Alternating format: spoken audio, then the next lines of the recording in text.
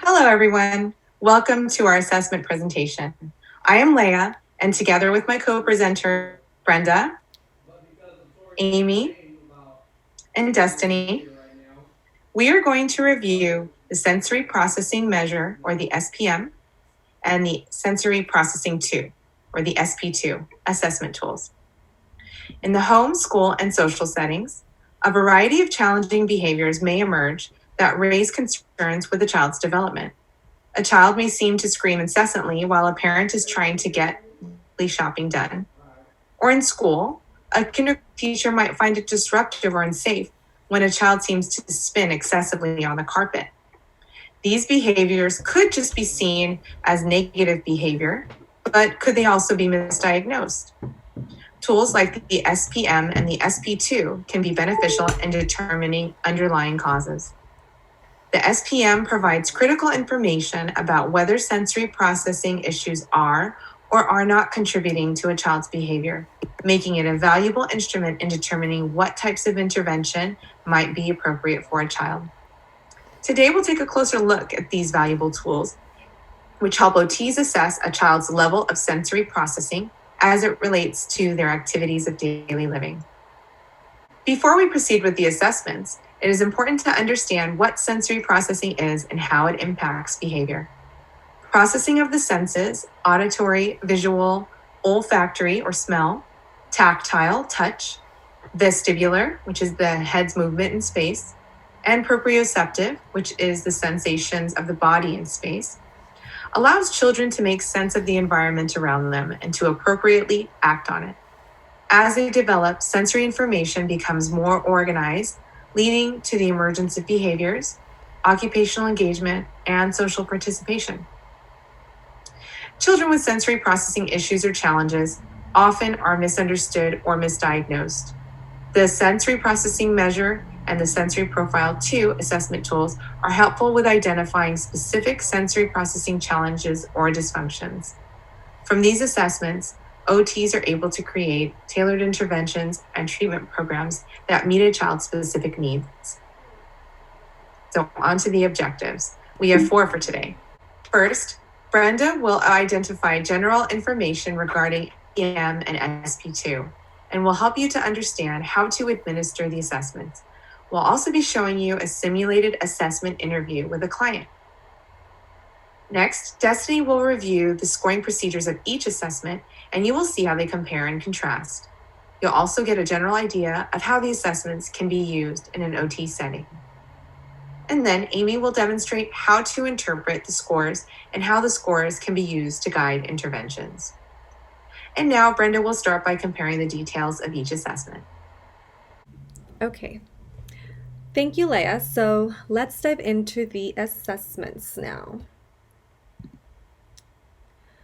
Okay, so the sensory processing measure, or the SPM, and the sensory profile, or the SP2, are questionnaires that evaluate a child's sensory processing patterns in the context of the home, school, or community-based activities. And they are extensively used in pediatric occupational therapy. Starting with the SPM, the authors are Diana Parham and Cheryl Ecker, and it was published in 2007. The population is post-kinder, so that would be ages 5 through 12. However, the SPM also has a preschool version called the Sensory Processing Measure Preschool, or SPMP, and this is for ages 3 to 5. So the cost of this assessment ranges from $145 to $375. And we also have the SP2. This has one author, and that is Winnie Dunn, and this assessment was published in 2014. The age range is for the SP2 is birth to 14 years and 11 months. And just to note, there is also an adolescent and adult version of the SP2. And finally, the cost for this assessment ranges from $292 to $430. So these assessments are very pricey, as you can see. So moving on. So here's a list of the major areas assessed by the SPM and the SP-2. If you notice, there are some similarities and differences between the two. For example, both SP tools assess for visual, auditory, or hearing, and touch. However, they differ in that the SPM includes social participation, body awareness, and balance, and emotion, while the SP-2 includes movement, body position, oral, conduct, social, emotional, and attentional. While these differing categories may have some overlap, they do have a different focus and emphasis. Okay. All right, so now we're moving into how to administer the assessments. Okay, so starting with the SPM, this assessment has two forms, the home and main classroom forms, that are to be completed by the parent or caregiver and the teacher. Additionally, the SPM contains rating scales for other school personnel other than the main teacher. Each form takes about 15 to 20 minutes to complete, and it can be administered at home, at school, or at a therapy office. The SP is designed to be filled out by the parent of infants and toddlers and children in early and middle childhood, as well as for self-reports of adolescents and adults. So basically there are different questionnaires. There's a questionnaire for the infant, there's one for the toddler, and one for children in early to middle childhood. So depending on the child's age, that's the questionnaire that the parent or caregiver would fill out. Additionally, there is the sensory profile school companion, which is designed for the teacher to report on the child's behavior at school. The SP-2 questionnaire can take anywhere from 5 to 20 minutes to complete, and can be completed also in the home, at school, or at a therapy office. And in preparation for both the SPM and SP-2, the therapist would select the appropriate assessment based on age and setting. Okay. So now about the administration. The SPM and SP-2, as I mentioned, are self-report questionnaires that may be completed by the respondent, for example, the caregiver or teacher, or as a therapist-led interview. So that's also an option. The questionnaires are administered in form of paper and pencil or online. And the first thing that the therapist would do is explain the purpose of the assessment to the respondent. For example, the therapist might say, this assessment will help with identifying any sensory difficulties the child may be having that is affecting their participation in occupations at home or at school. Number two, or next, the therapist will explain the response definitions. So for example, for the SP-2, the response options are almost always, frequently, half the time, occasionally, and almost never. So the therapist would explain that almost always means that the child responds in a certain manner or engages in a certain behavior 90% or more of the time, and so on. Next, the therapist will instruct the respondent to read each statement and select the response that best describes observation of behavior. For the SPM, the respondent should be instructed to press firmly, since answers are transferred onto a carbon copy that is attached to the questionnaire. The therapist should also emphasize the importance of not leaving anything blank and encourage the respondent to ask for help if needed. Okay, so numbers 5 and 6, which are tally raw scores according to category or quadrant, and find percentile scores, those sections are to be completed by the therapist.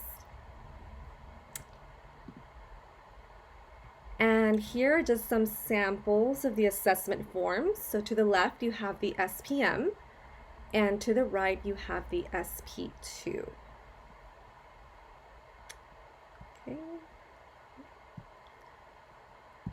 Okay.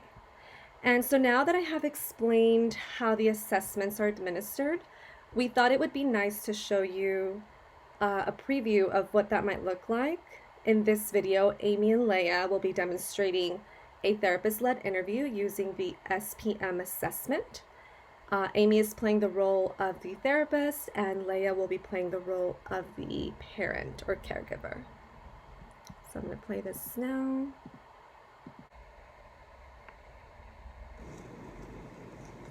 Hi Leia, welcome to OT. My name's Amy and I'll be your OT for today. I see that you've expressed some concerns with Jay, your 5-year-old, regarding his high energy. So I thought it would be good to assess his ability to process information using his senses, such as sight, sound, touch, and body awareness. That will give us an idea for where he's at, because how he responds to information could tell us how his senses are influencing his behavior. How does that sound to you? That sounds great, thank you. Great, okay, so I'll ask you some questions and the answers for you to reply with are never, meaning the behavior never or almost never happens. Occasionally, meaning the behavior happens some of the time. Or frequently, meaning the behavior happens much of the time. Or always, the behavior happens always or almost always. Okay. Does that make sense to you? Yep, that makes sense. Great, so then I'll just start asking you questions and we'll go from there. Does your child grasp objects such as a pen or a spoon so tightly that it's difficult to use the object? No, he doesn't really do that. I would say never. Okay. And next question, does your child seem driven to seek activities such as pushing, pulling, dragging, lifting, jumping?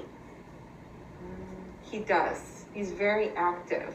Okay, so would you say that's frequently he does that, or? I would say frequently. Okay. Does your child seem unsure of how far to raise or lower his body during movement, such as sitting down or stepping over an object? Occasionally. He kind of has to think about it for a little bit. Okay. Next question. Does your child grasp objects such as a pencil or spoon so loosely that it's hard to use the object? No. I would say never. Good. I mean, he can grasp things tightly or loosely, but he will control it the way he wants and able so that he can use it. Right, and that's part of the question is that it's difficult to use the object. No, I said never. Okay, good. So next question, does your child seem to exert too much pressure for the task, such as walking heavily, slamming doors, or pressing too hard when using pencils or crayons? I'm kind of deciding between occasionally and frequently because it's kind of like the last question. He can like when he uses crayons, he likes to use a lot of force so that he can make the colors really dark. But I also see him writing pretty well, like holding the right amount of pressure on his pencil to write. So I'm kind of torn between frequently and occasionally. So the thing to focus on is, does he do it and then how often? So does he do it just some of the time, like occasionally, or maybe more than half the time, much more of the time, like frequently? I would say, when you put it like that, I would say frequently then. Okay, yeah, great. And the next question, does your child jump a lot? Yes, I would say frequently. He likes to keep his legs moving. So we have a trampoline, and he knows that he does like to jump on that. So do you think it's much of the time or almost always jumping? I would say frequently. Okay. Yeah, because if he's not on the trampoline, then he jumps on the couch or on the stairs or on the ground or on a cushion. You know, he likes that jumping. Okay. So I would say frequently. Okay. Does your child tend to pet animals with too much force? Sometimes. I would say occasionally. We have guinea pigs. And he has to be supervised when he's near them because sometimes he's a little too heavy-handed with them, yeah. And so you would say sometimes? Sometimes, okay. yeah. Great. Next question. Does your child bump or push other children? Is it like accidentally or on purpose? It's Or just bumping generally? or pushing. I'd So say sometimes, occasionally. yeah. Like if he's playing and it's part of the game, then he'll do that. But I don't think he's doing it I don't think he's not doing it like meanly or anything, but I would say occasionally. Okay. And then next question. Does your child chew on toys, clothes, or other objects more than other children? Occasionally, yeah. Okay. He does. He likes to chew on like paper, like and just random objects. I've seen him doing that. So occasionally. Occasionally. Okay, yeah. perfect.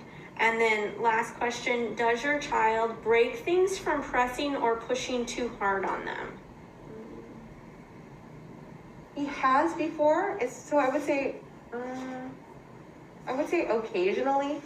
Yeah. So it has frequently. happened, but it's not much of the time. It's not much of the time, no, but it has happened before. Well, Leah, thank you for your time and answering these questions. Between now and our next session, I'll go ahead and get the raw data so that we can discuss it and move into a treatment plan for your son at the next appointment. That sounds great. Thank you. You're welcome. Have a good day. Thank you. You as well. Thanks. So I hope this video was helpful. I will now be passing the floor on to Destiny, who will be going over the scoring of the assessments. Okay, so now I will be talking about the scoring procedures for the SPM and the SP-2. For SPM scoring, carbon paper transfer of the marked responses to the scoring worksheet. First, circle the value in bold typeface for any missing responses. If 8 or more answers are missing, then do not continue with the scoring. Point values correspond as follow. Always 4 points, frequently is 3 points, occasionally 2, and never 1.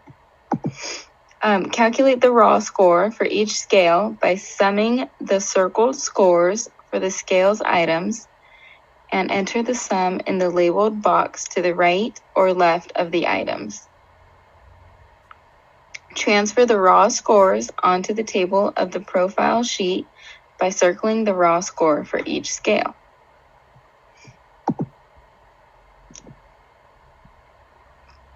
So the point value and the system for the SP2 is slightly differs from the SPM. Scoring the responses is done through the use of score summary section on the rater questionnaire. After checking that each item has a response, score each response according to the following point scores. Almost always is 5 points, frequently 4, sometimes 3, occasionally 2, almost never 1, and does not apply is 0 points. So to determine the raw score totals, you want to add the item scores for each section in the main questionnaire and write that score in the box labeled raw score for each item. The quadrant grid is located on the score summary page of the rater questionnaire as shown here.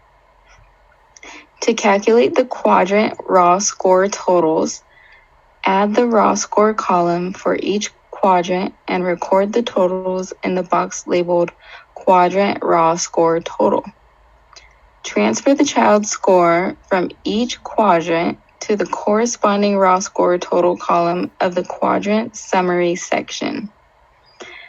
Plot the raw score total into the corresponding score category. Much less than others, just like the majority of others, much more than others for each quadrant. And now that you have an idea of scoring procedures, let's talk about the interpretation of these results. Both of these assessments are based off of normative data. The SPM has been standardized and the SP2 uses a classification system to organize scores into 5 categories based on performance of normative samples of children without disabilities. So the initial results suggest that the tool is reliable and valid.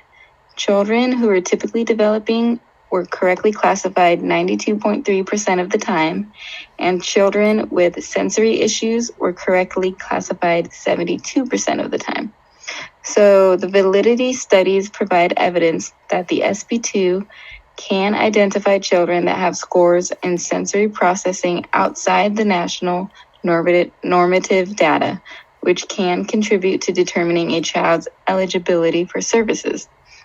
So to understand or interpret the SPM, use the data collected on the SPM profile sheet. The line connecting the raw score will provide a visual representation for strengths and challenges, with shaded areas representing the level of sensory dysfunction in relation to typical ranges. Scores for the SP-2 are interpreted using a 5-category classification system and Dunn sensory processing framework. The classification system reflects specific groups of scores along a bell curve. The bell curve provides a visual representation of how the child compares to peers in the same age group. So what do these scores tell you? The scores reveal areas of typical sensory processing, areas of sensory processing concern, and areas of sensory processing deficiency. So the SP-2 sensory section scores tell you whether or not the child has sensory processing challenges. The behavioral section also scores reflect emotional and behavioral responses in everyday life. So how can the SPM and the SP-2 scores be used? The data can be used to understand how patterns influence participation and how it impacts behavior, which can guide interventions and referrals. Scores can be used to build team collaboration for intervention strategies, environmental modifications, program planning, eligibility services, and individualized education plan development. As Destiny mentioned, here is the SPM profile table where raw scores are circled. Notice the bottom of the table is white with no shading, representing typical sensory processing, and light shading in the middle represents some problems with sensory processing. And the dark shading in the upper portion of the table represents definite dysfunction in sensory processing. Also notice the line drawn connects each raw score to provide a visual representation of the kiddo's strengths and challenges. This kiddo is typical in vision and borderline typical for balance and motion and planning and ideas. And this kiddo scored high in some problems, but borderline dysfunction for touch and body awareness. So intervention may want to focus on touch and body awareness, depending on parental concerns, since these areas scored the highest. To track this kiddo's progress with future assessment, we'd want to notice how interventions are impacting those identified problem areas, touch and body awareness. And it would be good to discern if the areas bordering typical, balance and motion, and planning and ideas become more typical as concerns decrease with growth and development, or if these areas continue to reflect problematic areas.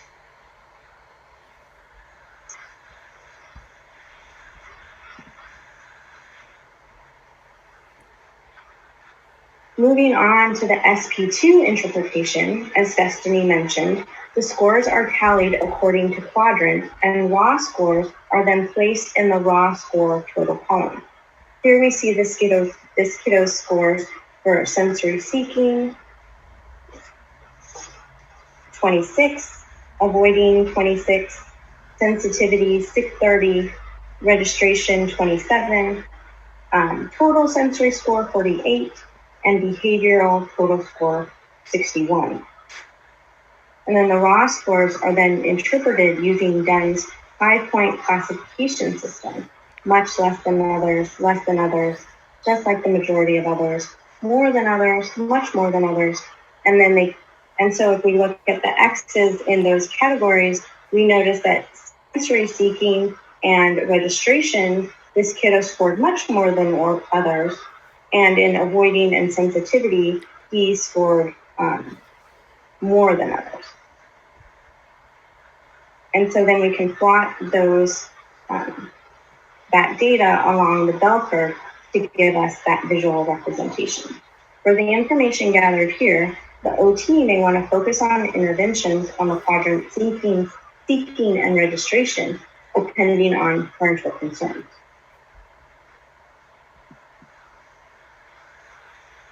For strengths, both SPM and SP-2 are designed as self-report questionnaires. The questions are straightforward, and the amount of question per quadrant or scale help to mitigate bias. And the SP-2 has a Spanish version. Both questionnaires take 20 minutes or less to complete, and the SP-2 short version takes even less than 20 minutes to complete. One of the limitations of the SP-2 and the SPM assessment is that responses are subjective, and the rater may misunderstand some statements or may show bias that could lead to misinterpretation of the data. Sensory integration plays an important role in the development and quality of life of our clients. We hope that after watching our presentation, you have a basic understanding of the SPM and the SP-2 assessment tools so that you feel more confident in incorporating these assessments into your OT practice. From all of us here, Brenda, Leah, Destiny, and Amy, thank you for watching and stay healthy.